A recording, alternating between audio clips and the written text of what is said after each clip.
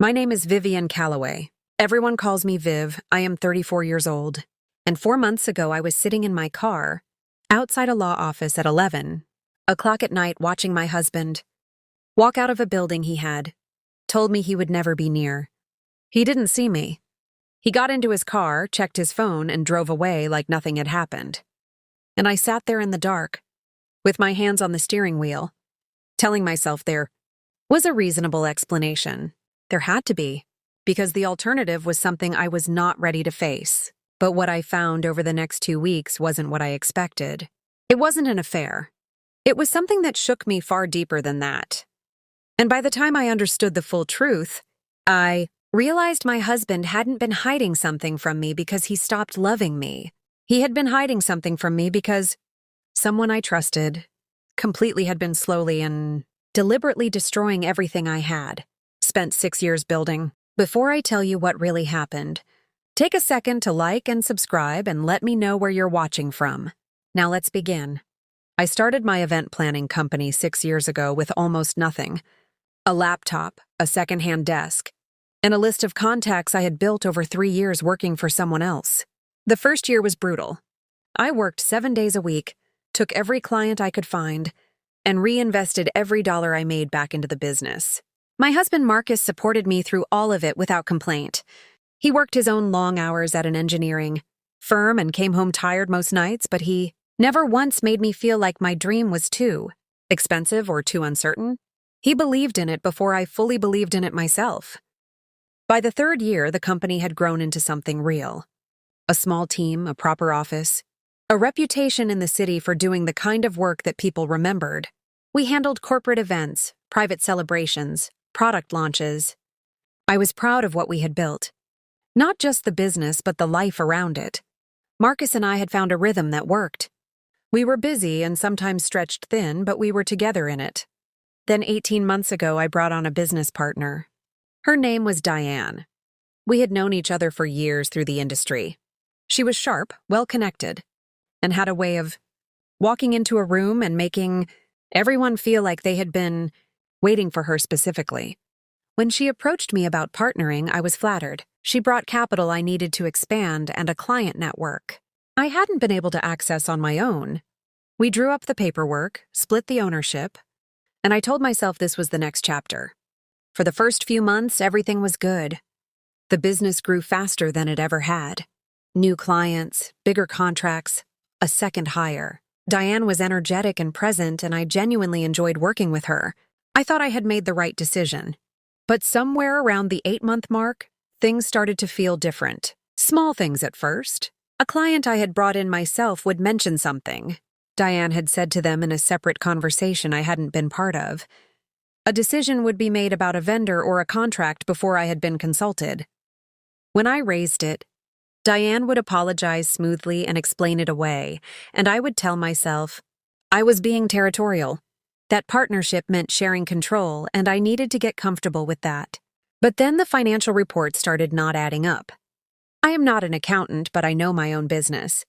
I had run the numbers alone for 3 years, and I knew what our margins looked like and what our costs should be.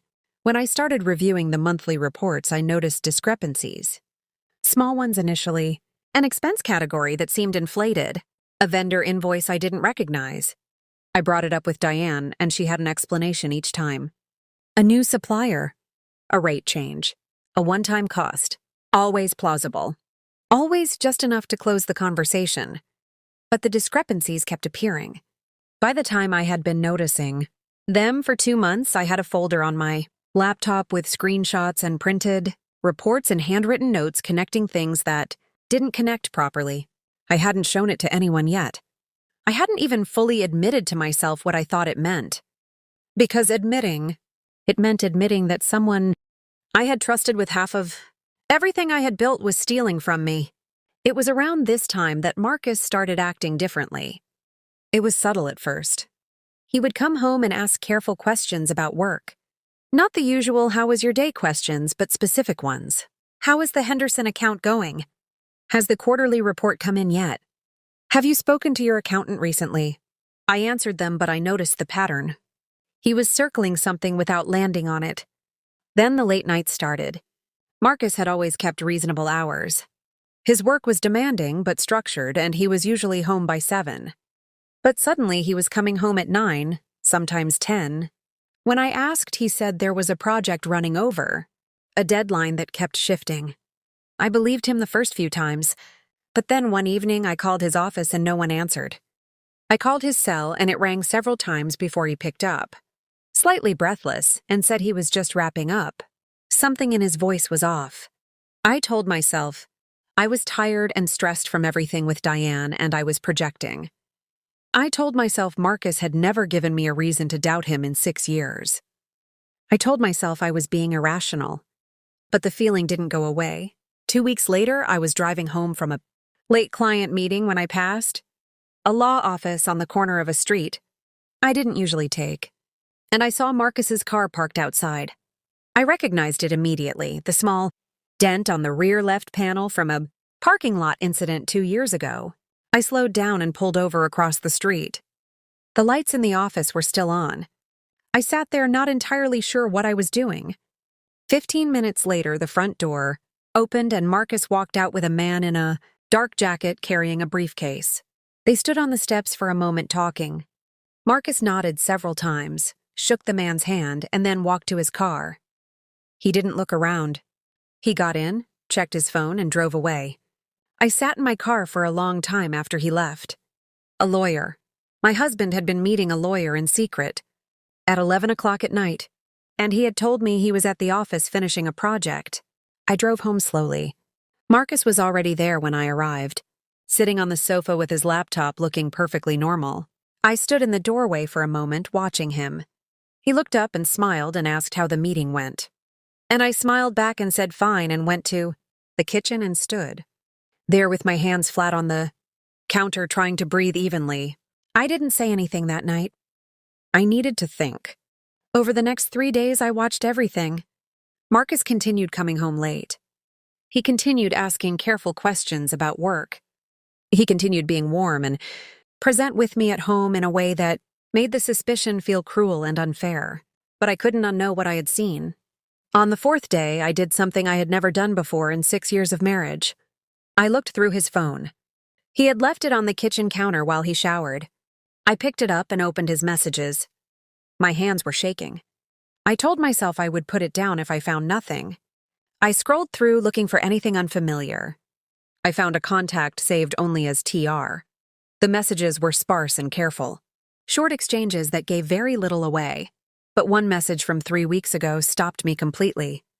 Marcus had written, "She still doesn't know. We need more time.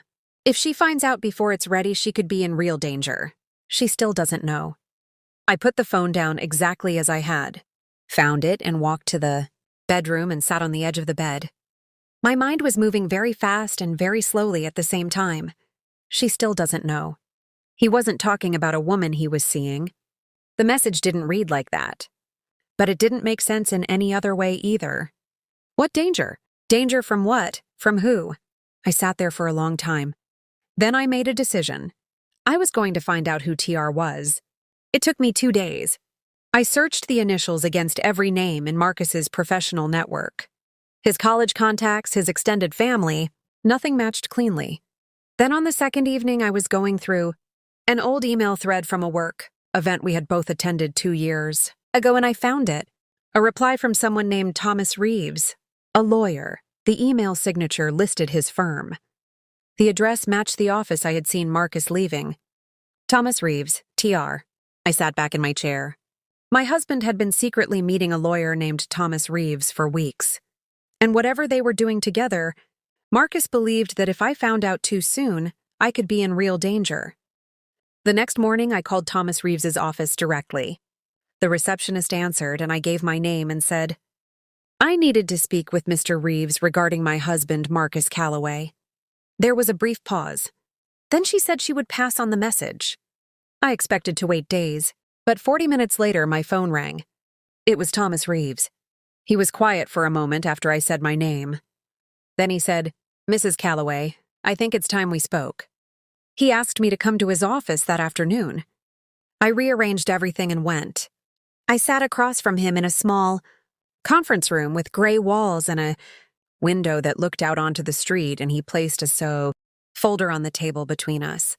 Not a blue folder, a brown one, thick with documents. He looked at me carefully before he spoke. "Your husband came to me 6 weeks ago," he said.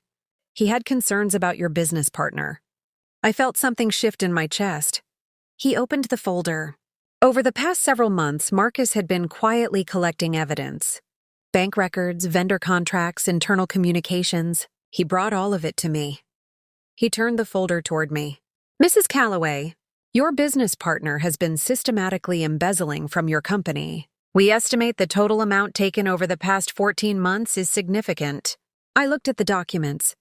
My own company's financials laid out in front of me by a lawyer my husband had hired in secret. The vendor invoices I hadn't recognized. The inflated expense categories. All of it mapped and documented and connected into something undeniable. "Why didn't Marcus tell me?" I asked. My voice came out quieter than I intended. Thomas Reeves was careful in how he answered. He was afraid of 2 things.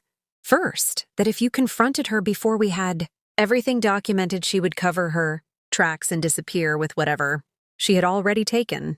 Second, he paused. "Diane has connections that gave us concern. Marcus wanted everything airtight before you were involved. He didn't want you in a position where she could turn it back on you. She could be in real danger." I sat there looking at the folder and thought about 6 weeks of late nights and secret meetings and careful questions about the Henderson account. 6 weeks of my husband building a case to protect me while I sat at home, convincing myself he was with someone else. I drove home slowly. Marcus was there when I arrived. He saw my face the moment I walked in, and he knew immediately. "You went to see him," he said quietly. "Yes," I said. He closed his laptop and sat back. For a moment, neither of us spoke. "I was going to tell you this week," he said. "Thomas said we had enough. It was almost ready." "You should have told me from the beginning," I said.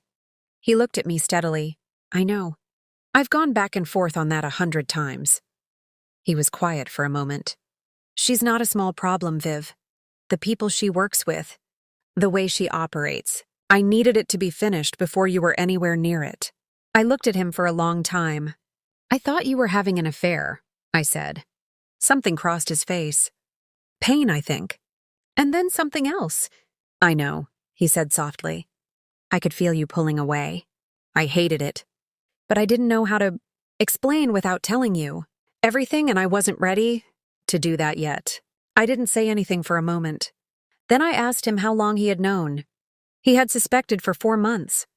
He had been certain for 2, and for 6 weeks he had been working with Thomas Reeves to build something solid enough to end it cleanly. 2 weeks later it ended. Diane was formally reported. The documentation Thomas had compiled was thorough enough that she had no room to maneuver. She was removed from the partnership. The embezzled funds were pursued through legal channels, and she was gone from my company as completely as if she had never been there. The day after it was finalized, I sat in my office alone for a while. The same office I had furnished with a second-hand desk 6 years ago. The same walls where I had hung the first contract I ever signed.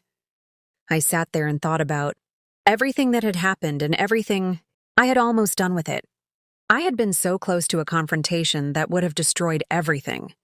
So close to accusing my husband of something he had never even considered. So certain of a story I had written entirely in my own head. That evening, Marcus came home on time for the first time in months. I had made dinner, something I hadn't done in weeks. We sat at the table and ate and talked. About small things at first. And then about all of it. Everything. The whole 6 weeks laid out between us honestly for the first time. At one point, he reached across the table and held my hand. "I should have trusted you with it," he said. "From the beginning. That was wrong of me. You were protecting me," I said. "That's not an excuse," he said. "You're my partner. In everything." I forgot that. I looked at him across the table. This man who had spent 6 weeks losing sleep over my business, hiring lawyers with his own money, building a case against someone who had been stealing from me, all without asking for credit or acknowledgement or even a thank you. "I know," I said. "But thank you anyway." He smiled. The kind of smile I hadn't seen in months.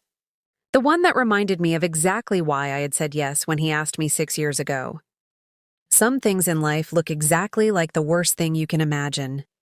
And sometimes you are so afraid of what you're seeing that you stop asking what it actually is. Fear has a way of filling in blanks with the darkest possible answers.